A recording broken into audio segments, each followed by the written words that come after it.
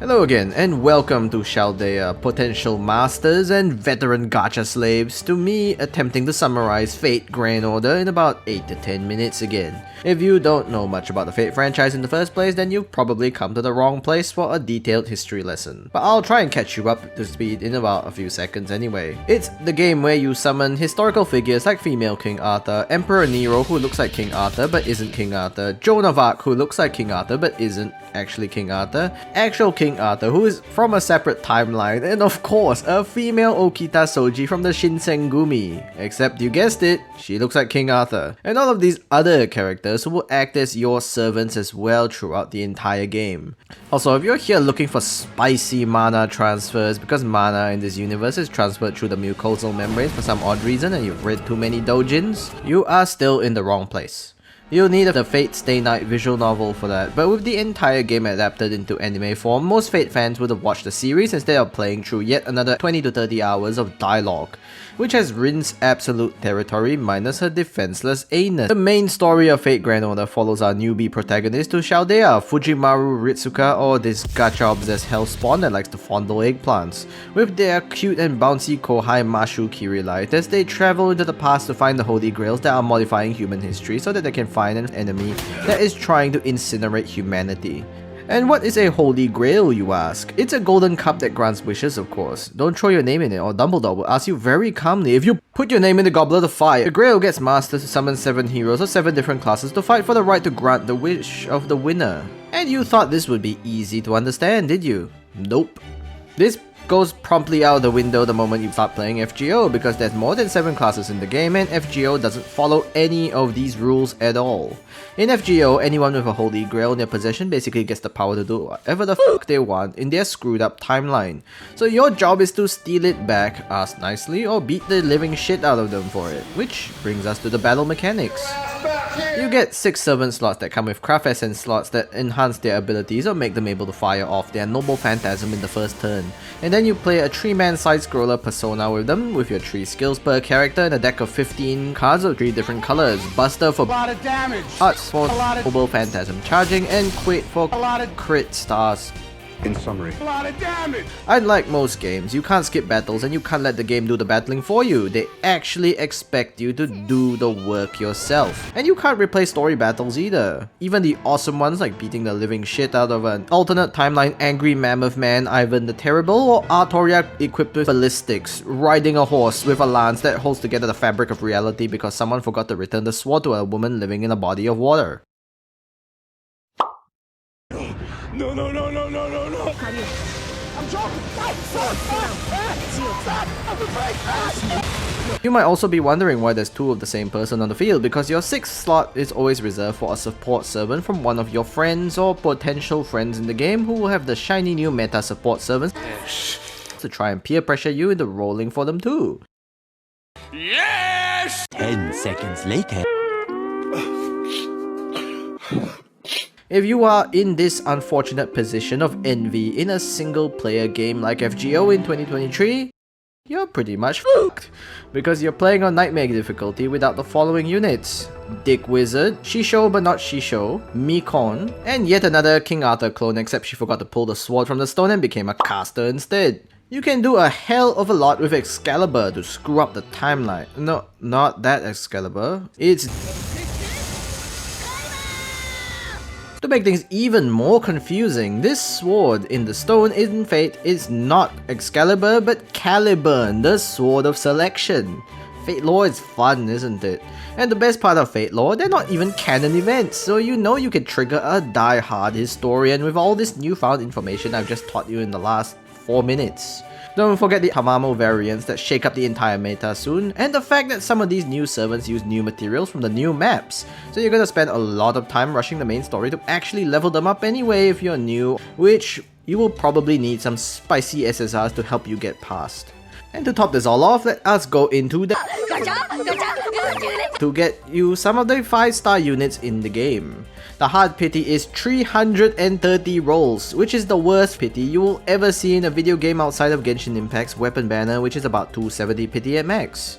This is hell you have walked into, and if you've gone too deep, You can't climb back out, so this is the one time I will urge you to get out of the game as a new player before it's too late. The only reason why veteran players are actually still here is because we've spent far too much time and money to toss aside our accounts for a better game, and I know this because I've played since launch. Don't worry, I've already held the funeral for my wallet. And in all seriousness, I can't recommend this to new players unless you can either stay free to play and not chase the meta, or use your credit card to even the odds, which isn't cheap. Outside of your room where you can talk to servants, hear them interact with the characters that have lore relevance to them, and have some of them fawn over you as well, there's really not much else to do outside of combat. And you can already see why they don't have an auto battle function, since combat and strategies to beat up multi-HP boss battles with your husbandos and waifus is the appeal of the game.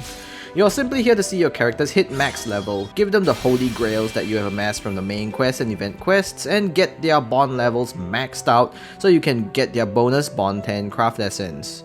And the only character worth getting bond level 10 on for the CE is Heracles, better known to the franchise as Ichiban Tetsuyoi Dakara, or Hercules. And this is solely due to the fact it allows him to revive himself 3 times in a row, which comes in absolute clutch for boss fights if you are just as monkey as I am with strategies. As far as grailing servants go, my honest advice is to grail whoever you want for love, not for pure utility. It really doesn't matter as long as you're happy with your choice. Every servant is viable even if they have their demerits, because there's always another servant around the corner that will mitigate them anyway.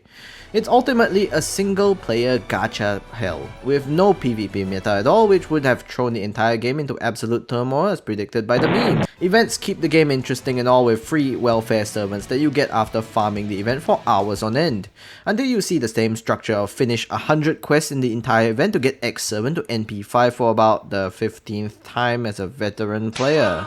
It's still the best place to get new servants to help you play the game as a new player outside of re-rolling for busted 5-star units or lucking out with 5-star units, which I will highly recommend you do when busted units show up on the banner. But the best time to play the game or hop back in is during the anniversary events, which often give mountains and mountains of free Saint Quartz for no apparent reason. Before you get confused, Saint Quartz is the premium currency. Of course, you get guaranteed SSR banners using 15 paid quartz to roll one of the many banners during these anniversaries. This is the one time I will recommend you buy quartz to roll if you play F2P and never ever top up. And it's especially worth it if you don't have any of the servants on one of the banners, so you'll be happy no matter who you end up with. And with that, I finally found it in me to describe the first ever gacha game that I've played, so let's go to the verdict. It's probably gonna have to be about 8 Mapo Tofus out of 10 black keys for me. The gacha rates are f***ing garbage, yet the character designs and backstories are just too damn detailed and cool to pass off on.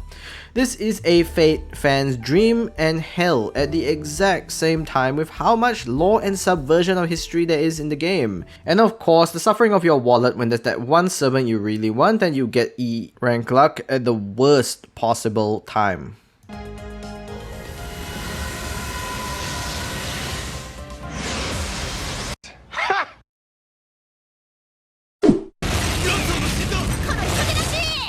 The ultimate question this video aims to answer is whether or not Fate Grand Order is worth it. The answer is yes, for a veteran player who's come to terms with their enjoyment of the game over how much you've spent on it.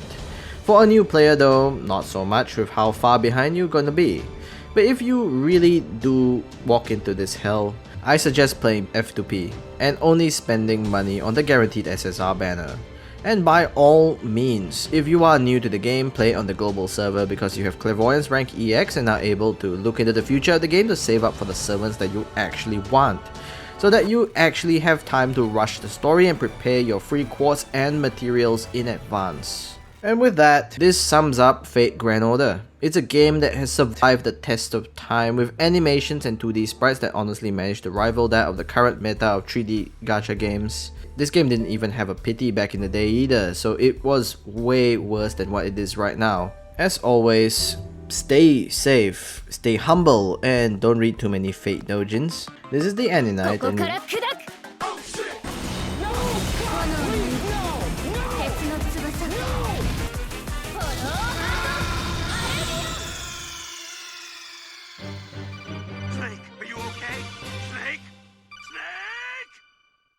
いやいや、別に死んでませんよ。